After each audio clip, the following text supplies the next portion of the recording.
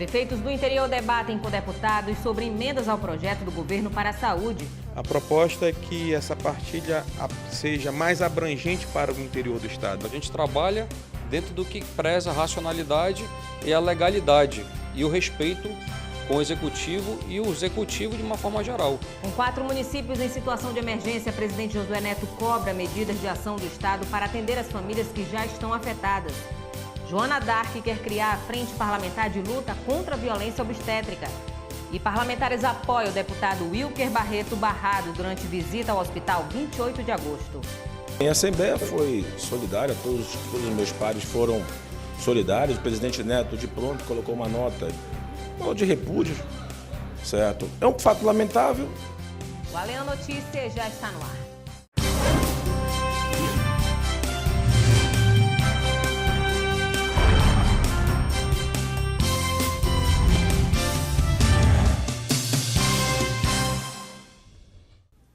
Boa noite. No último dia para a apresentação de emendas ao projeto do governo que pede a retirada de recursos do FTI para sanar dívidas da saúde, deputados se reúnem com prefeitos do interior para discutir os valores do repasse. Não é segredo que a saúde do Amazonas passa por uma grave crise, com um déficit na casa de 2 bilhões de reais. Para sanar parte da dívida de forma urgente, o governo enviou à Assembleia na última quarta-feira um projeto de lei que pede à Casa autorização para destinar 350 milhões de reais do Fundo de Fomento do Interior, o FTI, para quitar parte da dívida. O projeto do governo chegou à Assembleia na última quarta-feira. Hoje foi o segundo dia de tramitação e o último para a apresentação de emendas. Cientes desse prazo regimental, uma comitiva de prefeitos do interior esteve na Assembleia na tarde desta segunda-feira para expor aos deputados a necessidade do FTI para os municípios. Eles pediram também a revisão do percentual pedido pelo governo e a possibilidade do uso da reserva de contingência do Estado, junto com o superávit do FTI, para equilibrar o pagamento das dívidas. Não que a gente seja contra por ser contra, mas nós entendemos a importância e a necessidade de uma discussão mais ampla envolvendo a Associação Amazonense dos Municípios nessa questão. A reunião foi na sala da presidência com vários deputados. O presidente Josué Neto, que conduziu o encontro, diz que o documento chegou à casa pelo governo e que hoje ouviu os prefeitos e representantes de 15 municípios, porque defende o diálogo entre a Assembleia e os dois lados envolvidos no processo de aprovação do projeto. O parlamentar nega que os prefeitos estejam pressionando a casa pelo arquivamento da matéria. E vieram nos pedir apoio, e apoio por algo que é a especialidade da casa. A nossa especialidade da casa é o diálogo, e o diálogo será aberto a partir de agora, já que a casa é onde está sendo tramitado o projeto, e aqui que se deve iniciar o diálogo. Então o diálogo começou a partir de agora, e nós vamos fazer esses encaminhamentos ao Executivo. A previsão é de que seja votado em plenário nesta quarta-feira. 4 municípios do Amazonas já estão em situação de emergência por conta da enchente nas calhas do Juruá e Purus. O fenômeno de subida e descida dos rios, característico da região, afeta a vida social e econômica das famílias do interior. O presidente Josué Neto cobrou na Assembleia ações preventivas por parte do governo, principalmente na questão do escoamento da produção agrícola. A cheia dos rios já está comprometendo a produção agrícola de vários municípios. Josué Neto pediu uma ação preventiva do governo do estado, já que esse problema acontece quase todos os anos. O presidente da Assembleia destacou a proposta de emenda constitucional de sua autoria, que foi aprovada e já virou lei. Ela confere à Secretaria de Defesa Civil a autonomia orçamentária e financeira para gerir os recursos e as despesas do órgão. O objetivo é garantir medidas permanentes de proteção da população, visando minimizar os efeitos de desastres, emergência ou calamidade pública no estado, como é o caso das cheias. O parlamentar citou o município de Manaquiri, que está com a produção de aproximadamente 200 toneladas de jerimum comprometida pela cheia. Josué Neto informou que o governo do estado já está intermediando de forma emergencial a venda desses produtos para supermercados e restaurantes. Ano passado, nós apresentamos uma PEC nesta casa que foi aprovada e já é lei. E essa PEC, ela concede à Defesa Civil, deputado Wilker Barreto, uma autonomia orçamentária à Defesa Civil. O que eu venho aqui falar exatamente é por conta dessa falta de programação, porque o Centro de Monitoramento e de Alerta da Defesa Civil já vem constatando isso já em algumas semanas e nada foi feito. A Defesa Civil do Amazonas informou que os municípios de Guajará, Ipixuna e Eirunepé, na calha do Juruá, bem como o município de Boca do Acre, na calha do Purus, já estão em situação de emergência. O deputado Wilker Barreto, barrado durante visita ao Hospital 28 de agosto no último sábado, apresentou requerimento ao secretário da Saúde e ao diretor do hospital para que venham à Assembleia prestar esclarecimentos. Na casa, o parlamentar ganhou o apoio dos colegas. No sábado, dia 23 de fevereiro, o deputado Wilker Barreto foi impedido pela direção do Hospital e Pronto-Socorro 28 de agosto de realizar uma fiscalização no local. O parlamentar afirma que havia comunicado a visita um dia antes e ficou surpreso com a medida. O deputado pede a convocação do secretário de Saúde e do diretor do hospital para que prestem esclarecimentos. É um fato lamentável, não me intimida, vou continuar no exercício do meu mandato. Estou apresentando hoje o requerimento convocando o secretário de Saúde, que eu tenho certeza que partiu a ordem dele, não foi do diretor do hospital, porque o diretor do hospital sabia que na sexta-feira eu iria lá. Ele não teria coragem de barrar um deputado no exercício de suas funções. Então, vou aproveitar para convocá-los os dois e, ao mesmo tempo, já aproveita e explica o porquê do caos que se encontra hoje a saúde do nosso estado. A Assembleia Legislativa apresentou uma nota repudiando a atitude da direção do Hospital 28 de agosto. No documento, a ALEAN pede respeito à independência e harmonia entre os poderes e afirma que fiscalizar os atos do Poder Executivo é dever dos deputados estaduais. Os demais parlamentares usaram a tribuna para manifestar apoio ao Wilker Barreto. O meu apoio ele é irrestrito para a Assembleia Legislativa. Nós fazemos parte de um poder que constitucionalmente ele tem que ser independente, né? Ele tem que ser também harmônico e a gente está aqui independente de partido, independente de situação ou oposição. Nós estamos para representar a vontade das pessoas que votaram em nós. O que o deputado Wilker Barreto queria fazer ali era o que é um dever constitucional, que na verdade todos nós fazemos, e eu fiz aqui durante 4 anos no meu primeiro mandato e ainda o faço hoje, que é fiscalizar os serviços públicos. Isso pode ocorrer na saúde, na educação, então nós não podemos ser proibidos de entrar em escolas, de entrar em prédios públicos, de entrar em hospitais. Eu acho que foi de uma total inabilidade, né, por parte da direção do hospital, mas acredito que esse não é o pensamento do secretário, até porque ele mesmo era alguém que, junto comigo, já chegou a ir a hospitais e fazer fiscalização. Em nota, a Secretaria de Estado de Saúde afirma que houve um mal-entendido e que não há nenhum impedimento para que o Wilker Barreto ou outro deputado visite as instalações do Hospital e Pronto-Socorro 28 de agosto. A deputada Joana Dark disse hoje que vai criar a Frente Parlamentar de Luta contra a Violência Obstétrica. O objetivo é criar políticas públicas de combate a este tipo de crime.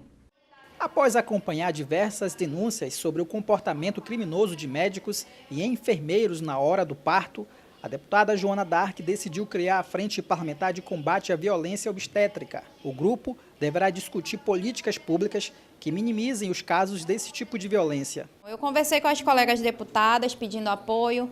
Eu acredito que a gente tem que ter um trabalho mais enérgico, porque todos os dias nós temos pessoas que são mulheres passando pela situação de acompanhamento do pré, o durante e o pós também. Isso garante que a gente possa dar uma assistência maior para a saúde da mulher grávida, mas também para a saúde do bebê para que a gente possa fortalecer essa defesa de todas as mulheres. É algo que tem que ser visto com muita atenção, com humanidade, com segurança, para que a gente evite de que mulheres, no período mais complicado da sua vida, no momento mais desafiador da nossa natureza, esteja sofrendo qualquer que seja a violência. Já a deputada doutora Maiara Pinheiro propôs a criação do Dia de Combate ao Feminicídio.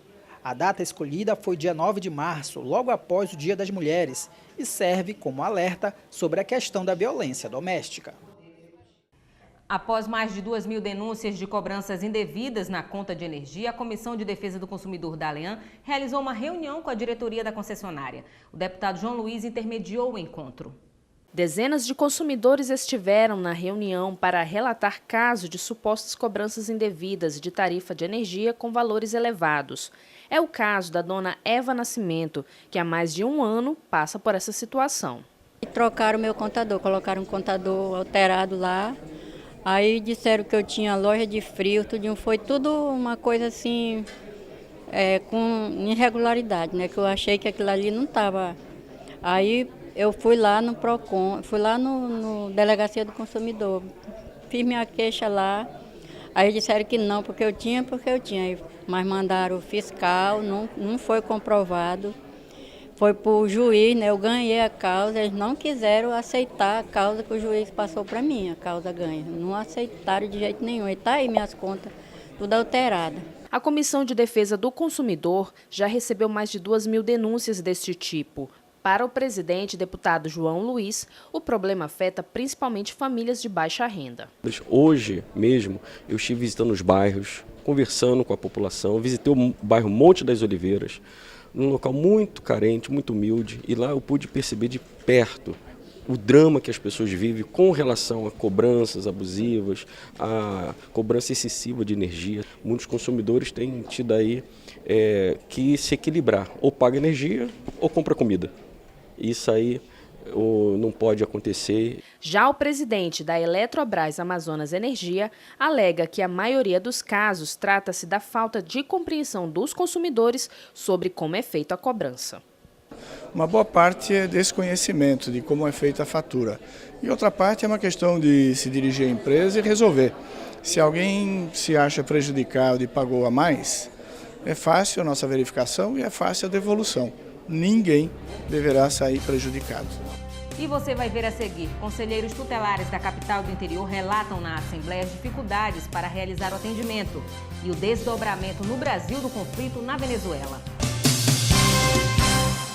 A Assembleia Legislativa é a sede do Poder Legislativo no Amazonas. Você sabe como ela funciona? O parlamento é exercido por 24 deputados estaduais, que têm como funções a criação e a aprovação de leis, fiscalização contábil, financeira, operacional e patrimonial do Estado e de todas as entidades da administração direta e indireta. A Assembleia também fiscaliza as contas do governador e verifica crimes de responsabilidade de políticos.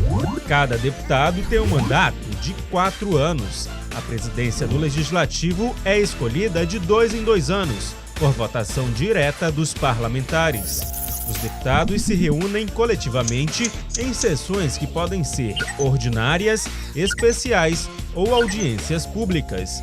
E eles também podem ceder espaço ao pronunciamento de algum agente da sociedade, através de uma sessão de tempo.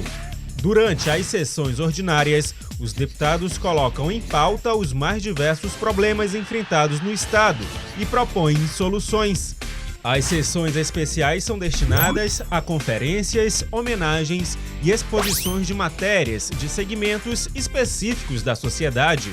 As audiências públicas propõem debates aprofundados sobre temas relevantes que demandam da ação dos parlamentares como intermediadores de uma solução.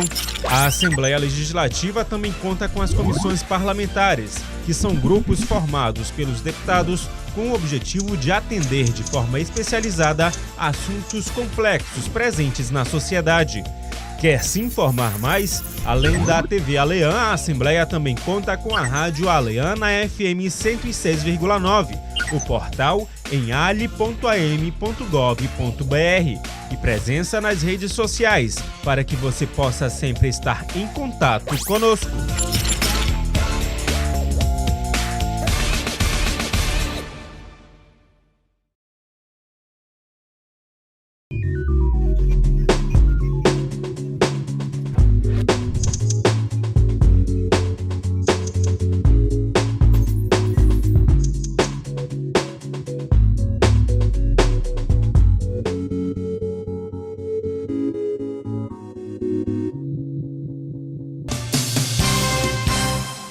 Na ONU, a ministra dos Direitos Humanos, Damares Alves, pede esforço conjunto contra violações na Venezuela.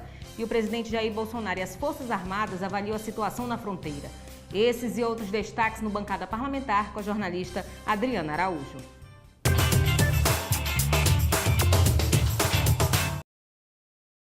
Olá, boa noite. A ministra da Mulher, da Família e dos Direitos Humanos, Damares Alves, apelou hoje durante reunião da ONU em Genebra para que a comunidade internacional concentre esforços para pacificar a crise política que passa a Venezuela. Não poderia deixar de expressar a preocupação do governo brasileiro com as persistentes e sérias violações de direitos humanos cometidos pelo regime ilegítimo, repito, regime ilegítimo do ditador Nicolás Maduro.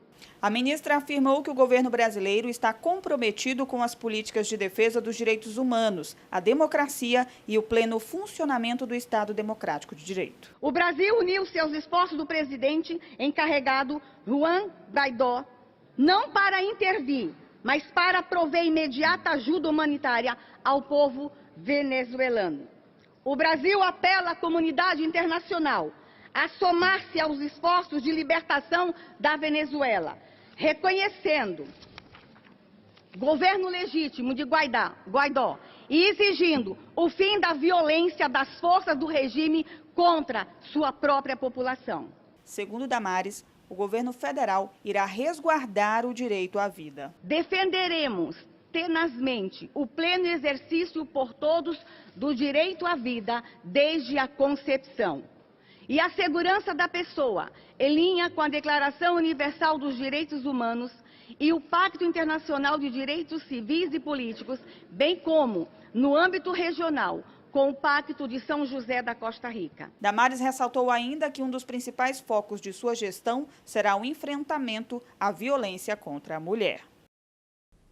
A situação na fronteira do Brasil com a Venezuela foi discutida durante reunião no Palácio do Planalto entre o presidente Jair Bolsonaro, o ministro da Defesa Fernando Azevedo e Silva e outros 4 comandantes das Forças Armadas. O encontro ocorreu após um fim de semana de tensão e conflitos em Pacaraima, Roraima, na fronteira do Brasil com a Venezuela, e a tentativa frustrada de envio de ajuda humanitária do governo federal ao país vizinho, que enfrenta a crise de abastecimento. Após a reunião, o chefe de logística e mobilização do Exército, general Laerte de Souza Santos, afirmou que a ajuda humanitária do Brasil prossegue na fronteira por meio da Operação Acolhida. Enquanto isso, o vice-presidente da República, Hamilton Mourão, e o ministro das Relações Exteriores, Ernesto Araújo, estão em Bogotá, na Colômbia. Eles participam de encontro do Grupo de Lima, formado por países das Américas, para tratar do acirramento da crise na Venezuela. O presidente do Senado, Davi Alcolumbre, disse que a casa está ciente da necessidade de priorizar a reforma da Previdência. O senador garantiu ser regimental a criação de uma comissão especial para acompanhar a tramitação do projeto na Câmara e afirmou que o objetivo dessa iniciativa é contribuir para o aperfeiçoamento do texto e dar celeridade ao processo. De acordo com o senador, o colegiado, que deve ser decidido nesta terça-feira, respeitará todos os prazos e o espaço para a oposição questionar o projeto. Segundo ele, vai adiantar muito o trabalho e, por se tratar de uma comissão sugestiva, todas as sugestões serão divididas com os partidos da Câmara, para que os deputados sintam qual é o termômetro do Senado. Davi Alcolumbre disse ainda que está buscando entendimento com os líderes partidários para que o relator dessa comissão especial seja um senador titular da Comissão de Constituição, Justiça e Cidadania e para que este seja também o autor do relatório da proposta no Senado. O presidente acredita que esse trabalho possibilitará a votação do texto até o final de junho, antes do recesso parlamentar. Eu acho que pode dar celeridade, se essa proposta vai tramitar na Câmara por 2 ou 3 meses, a gente pode adiantar em 30 dias com esse acompanhamento, porque o Senado vai estar debatendo junto com a Câmara todos os pontos polêmicos em relação ao texto que o governo enviou. Eu acho que aprova até junho, nesse primeiro semestre, no Senado. Se vier da Câmara, em abril, eu acho que a gente entra no recesso de julho com a reforma aprovada. O Bancada Parlamentar fica por aqui. Até a próxima semana. Conselheiros tutelares da capital e do interior relataram na Assembleia as dificuldades para realizar o atendimento por conta da falta de pessoal. A reunião foi de iniciativa da Comissão de Defesa dos Direitos das Crianças e Adolescentes da Assembleia, que contou com a participação de conselheiros de Manaus e também do interior, que relataram dificuldades encontradas nos locais. A falta de pessoal para atendimento e fiscalização é uma delas. Temos mais de 200 comunidades rurais, tirando a área indígena, que são mais de 130 aldeias, né? Tem aldeias, no caso, que a gente vem aqui em Manaus, volta de novo, ainda não conseguiu chegar lá. E às vezes, por motivo de não ter um outro colegiado, nós não conseguimos atender toda essa demanda. E é na área rural que acontece, no caso, as coisas que muitas das vezes necessita do conselho tutelar, o abuso sexual, a gravidez precoce, é lá que acontece muitas das vezes, né, a venda de entorpecente, de bebida. Nossa maior dificuldade na Zona Norte é por ter somente um conselho, né, para atender toda a Zona Norte. É humanamente impossível a gente estar fazendo esse trabalho do jeito que está hoje, né? Só um conselho tutelar para atender a Zona Norte, que já tem aí mais de 800 mil pessoas, né, moradores da Zona Norte, só cresce na Zona Norte, né? E a gente só tem um conselho tutelar para atender toda essa Zona Norte. Nós precisaríamos de mais conselhos tutelares para a gente estar presente e estar atendendo a comunidade com a qualidade que precisa ser feito esse trabalho do Conselho Tutelar. O presidente da comissão, deputado Álvaro Campelo, disse que é necessário ter mais apoio das prefeituras para fortalecer o trabalho dos conselhos tutelares. Podemos fazer uma interlocução com as prefeituras desses municípios para que se sensibilizem de que esses conselheiros tutelares eles prestam um serviço inestimável à população, em especial dos municípios. Nós sabemos das distâncias que são, né, da capital para esses municípios, a dificuldade que tem para chegar aqui até o Ministério Público, realizarem as denúncias, o próprio atendimento na questão de saúde. Então nós precisamos sensibilizar esses prefeitos de que eles precisam dar o apoio necessário para que os conselheiros realizem o seu trabalho. Na ocasião, o parlamentar também divulgou como será o trabalho da comissão nas blitzes de carnaval. Nós temos hoje uma parceria com a DEPCA, com a OAB, com os conselhos tutelares e também com a Polícia Militar e a Polícia Civil. Nós estaremos nas bandas e nos blocos de carnaval fazendo uma blitz de fiscalização para verificar a existência de trabalho infantil, de exploração sexual, de pedofilia e também do consumo de drogas e bebidas nesses locais. E caso nós venhamos a detectar, os responsáveis serão devidamente punidos. Deputado Serafim Corrêa divulga os nomes dos 100 maiores devedores da Previdência Social no Amazonas. São empresas públicas e privadas, fundações, secretarias, prefeituras e o governo estadual. Os dados apresentados são da Procuradoria-Geral da Fazenda Nacional, divulgados no portal Homicivista. Além dos órgãos devedores, a lista traz 11 municípios que estão em dívida com a Previdência.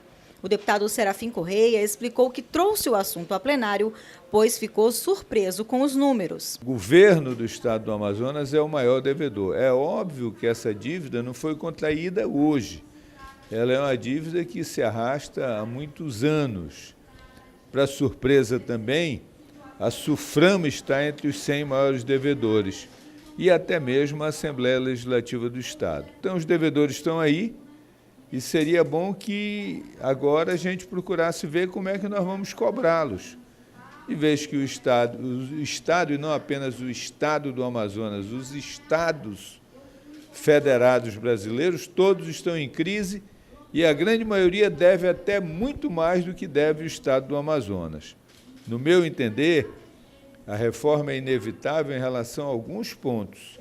Em relação a outros, É um absurdo que se pretende fazer. O parlamentar criticou alguns pontos sobre a reforma da Previdência que está sendo apresentada pelo atual governo federal. Inadmissível que se queira dar apenas R$ 400 para aqueles que